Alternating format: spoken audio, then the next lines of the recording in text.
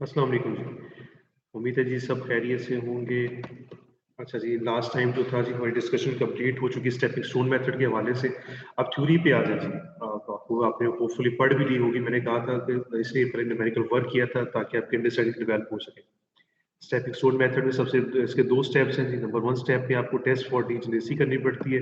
वो मैंने आपसे शेयर कर चुका हूँ कि अगर m + n-1 m रोज़ हैं, n कॉलम्स हैं, उसमें -1 कर देंगे। अगर तो ये वैल्यू अगर इक्वल आ जाती है ऑक्यूपाइड सेल्स के, तो उसका मतलब है कि प्रॉब्लम डीजेनरेट नहीं कर रहा। अगर वो नहीं आ रही बराबर इसके इक्वल नहीं आ रहा, तो उसका मतलब होगा प्रॉब्लम डीजेनरेट हो रहा है। तो सबसे पहले उसकी डीजेनरेसी खत्म करनी पड़ेगी आपको, ठीक है? अच्छा सर।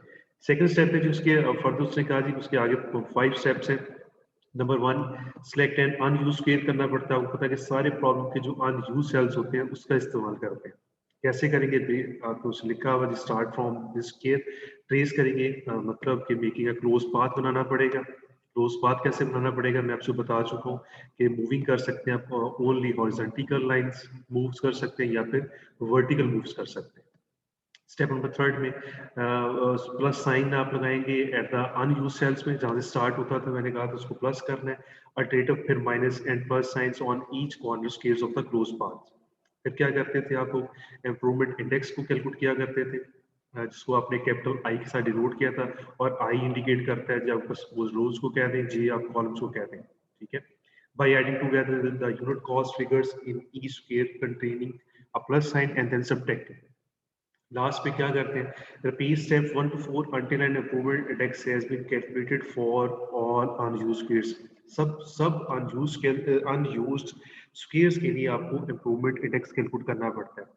ठीक है जी। If all indices computed are greater than or equal to 0, अगर वो greater than or equal to 0 हो जाते हैं, इसका मतलब है क्या होगा?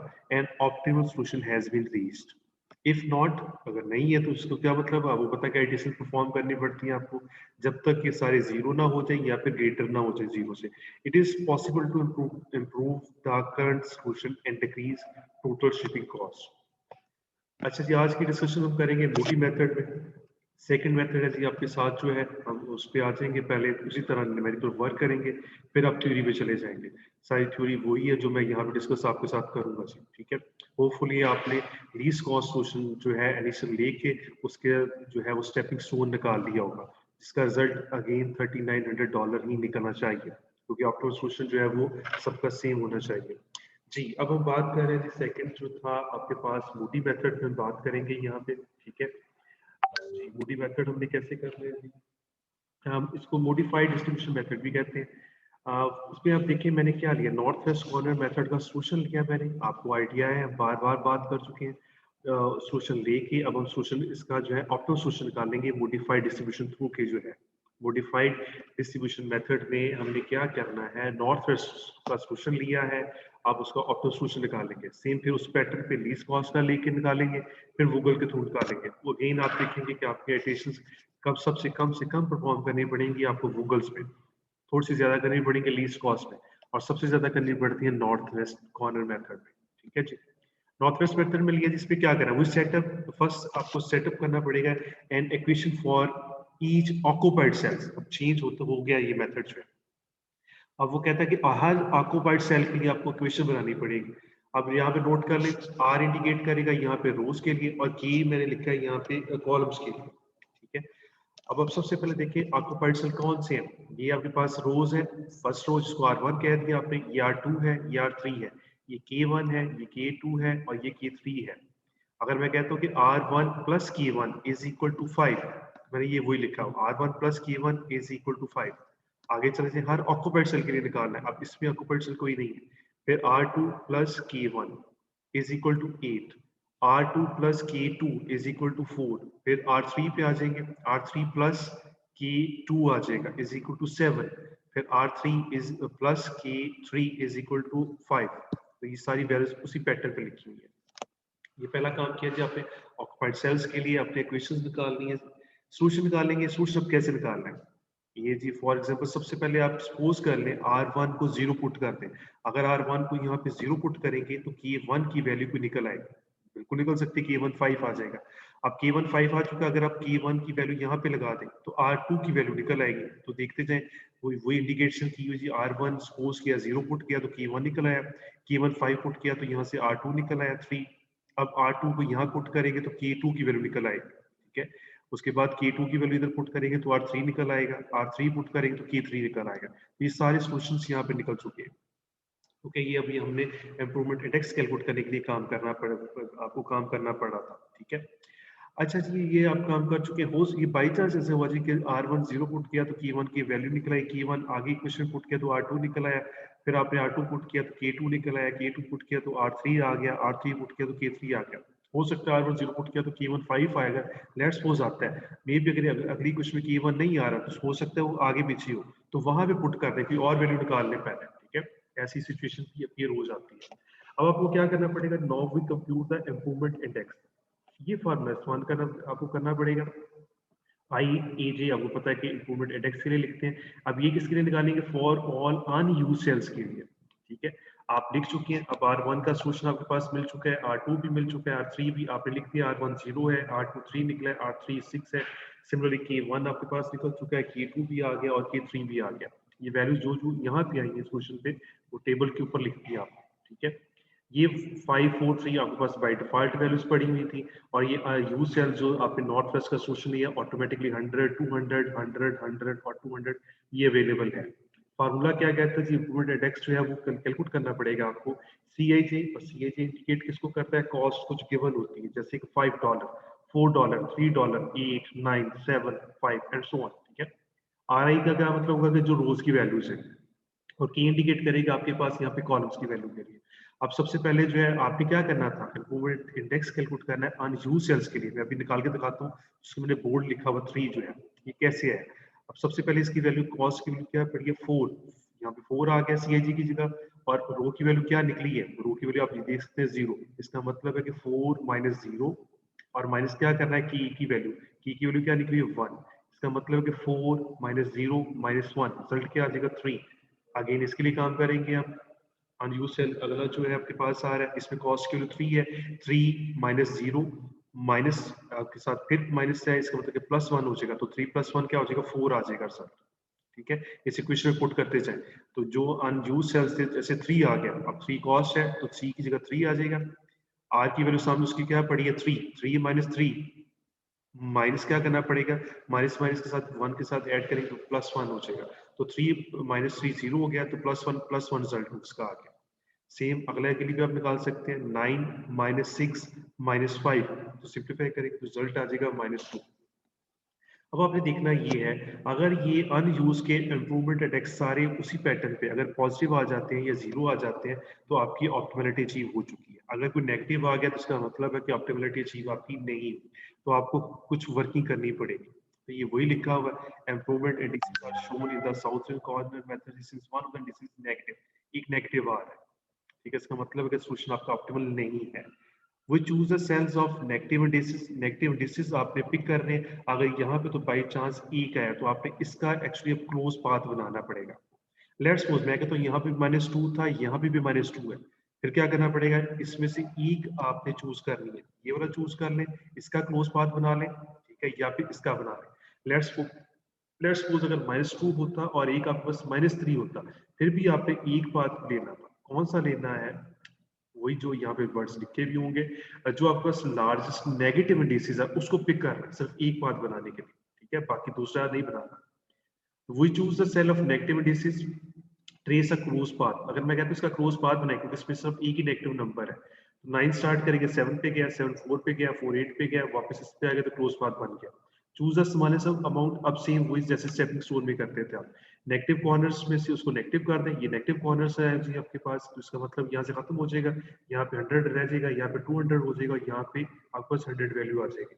by adding this amount to or subtracting from the plus or minus corner, same उसी पैटर्न पे आप देख सकते हैं। अब यहाँ पे 8 सेल में 200 था तो 8 में 100 रह गया, 4 सेल में 100 थी पहले तो 200 हो गई है, ये यहाँ पे 100 था तो ये खत्म हो गया, और यहाँ पे हमारे पास 100 आ चुका है।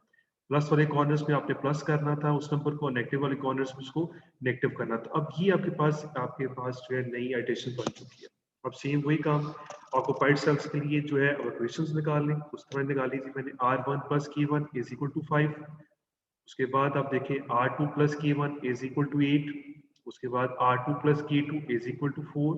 फिर R3 plus K1 is equal to 9। उसके बाद R3 plus K3 is equal to 5। Again R1 0 put करेंगे तो K1 का आंसर आ जाएगा। सिमिलरली K1 यहाँ पुट करेंगे तो R2 निकल आएगा, R2 यहाँ पे निकालेंगे तो K2 आ जाएगा। अब यस ये देखिए, अब K2 यहाँ पे कोई नहीं आ रहा, इसका मतलब है कि ऊपर K1 आप निकाल चुके हैं। अब K1 पुट कर देंगे तो R3 निकल आएगा। अब नेक्स्ट इक्वेशन में R3 पुट करेंगे तो K3 रिजल्ट आ जाएगा। तो सेम वही काम दोबारा करना पड़ेगा जी आपको। जो अनयूज सेल्स के ये जो थे आपके इक्वेशन, जो आपने इम्प्रूवमेंट इंडेक्स कैलकुलेट करने हैं अनयूज के लिए, वो आप कर चुके हैं। इसमें अगेन एक नंबर जो है वो नेगेटिव आ रहा है, इसका मतलब है कि इसके लिए क्लोज पाथ बनाना पड़ेगा। इसके क्लोज पाथ आसान मतलब है, डिस्कशन जो है 3 स्टार्ट करेंगे, 3 8 पे जाएगा, 8 9 पे जाएगा, 9 5 पे जाएगा, फिर वापस आ जाएगा। ठीक है जी, क्लोज पाथ बन चुका होगा। तो हम क्या करेंगे, उसकी वो अगेन पाथ के नेगेटिव कॉर्नर्स में जो सबसे नेगेटिव नंबर आ रहा है, जो सबसे स्मॉलेस्ट नंबर आ रहा है, उसको नेगेटिव कॉर्नर्स पे माइनस कर दें और प्लस कॉर्नर्स पे उसको ऐड कर दें। तो उसके बाद अगेन इक्वेशंस बनानी पड़ेंगी जी, आपको चेक करना पड़ेगा। यहाँ पे बनाने के बाद नोट करेंगे अब के सारे जो है इंडिसेस पॉजिटिव आ चुके हैं। इसका मतलब है कि ऑप्टिमलिटी अचीव हो चुकी है। ऑप्टिमलिटी अचीव हो चुकी है तो आपका सोल्यूशन जो है निकाल सकते हैं, जो कि अगेन $3900 निकलेगा। ठीक है, चाहे स्टेपिंग स्टोन मेथड का इस्तेमाल करके करें, चाहे आप बूटी मेथड का इस्तेमाल करके करें, सोल्यूशन जो है आपका सेम आना चाहिए। ये था जी नॉर्थ वेस्ट का सोल्यूशन लेके मैंने आपको आज मॉडिफाइड डिस्ट्रीब्यूशन मेथड पे बात हम लोगों ने की है। होपफुली आपको समझ आई होगी। प्रॉब्लम फील करेंगे तो आप बात करेंगे जी। अब नोट्सों पे आपके लिए कुछ और इंक्लूड कर लेना प्रैक्टिस के लिए, जो है लीस्ट कॉस्ट का सोल्यूशन लेके आपने मोटी मेथड जो है वो निकाल लें और चेक करेंगे सोल्यूशन आपका जो $3900 आना चाहिए। फिर गूगल अप्रोक्सीमेशन का आपने सोल्यूशन लेके इनिशियल जो था, फिर अपने मॉडिफाइड डिस्ट्रीब्यूशन मेथड पे निकालना है, सोल्यूशन अगेन $3900 निकलेगा। फिर चेक कीजिएगा कि जब आप गूगल का इस्तेमाल करेंगे तो सबसे कम आपको एडिशंस परफॉर्म करनी पड़ेगी। जब आप लीस्ट कॉस्ट का करेंगे तो थोड़ी सी ज्यादा करनी पड़ेगी, और नॉर्थ वेस्ट में सबसे ज्यादा आपको करनी पड़ती है। ये था जी ट्रांसपोर्टेशन मेथड के हवाले से हमारी डिस्कशन कंप्लीट हो जाती है। अब यहाँ पे जो आपको पता है कि सेमेस्टर वर्क में टाइम बहुत कम मिला है इस दफ़ा जो है, तो ये कुछ स्पेशल प्रॉब्लम्स भी मैंने डिस्कस करने थे, तो फिलहाल अभी हम छोड़ देंगे। वैसे अगर आपको याद हो डीजनरेसी के हवाले से हम बात कर चुके हैं कि अगर प्रॉब्लम में डीजनरेसी आती है तो उसको कैसे ख़त्म करना है। तो कैसे ख़त्म करेंगे जी, एक ज़ीरो आपने वहाँ पे पुट कर देना है किसी ब्लैंक सेल में जो अनयूज सेल है। इसका सोल्यूशन यहाँ पे लिखा भी होगा।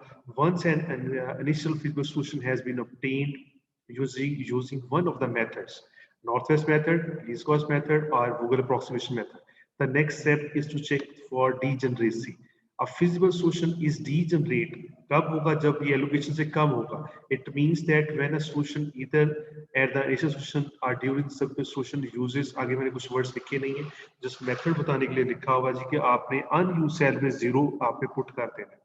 एक और अहम बात यहाँ पे निकली है जी, मुझे याद आ गया, रिम कंडीशंस की वो बात की थी, एक वर्ड यहाँ पे अपीयर हुआ था। रिम कंडीशंस का क्या मतलब है, उसमें मैं जरा मैं बता दूं, उसके बाद हमारा ट्रांसपोर्टेशन का आर्टिकल खत्म हो जाएगा।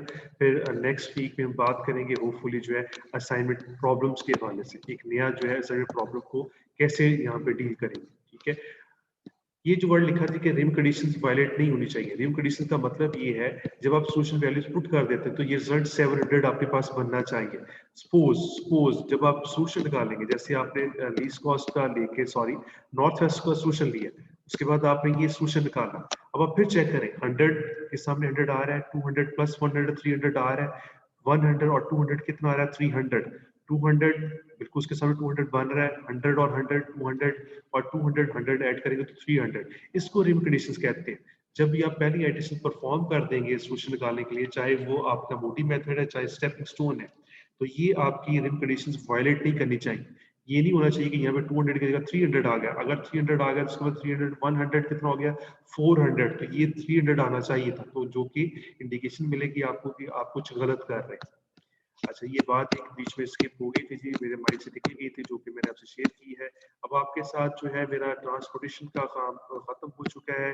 अब नेक्स्ट आर्टिकल जो है हम स्टार्ट करेंगे असाइनमेंट प्रॉब्लम के हवाले से। ठीक है जी, कोई क्यूरी होगी तो आप जरूर पूछेंगे। आपके जिम्मे मैंने ये पूछा बता दिया है कि लीस्ट कॉस्ट मेथड लेके गूगल मेथड लेके आप लोगों ने क्या करना है, मॉडिफाइड मेथड जो है उसको परफॉर्म करना है।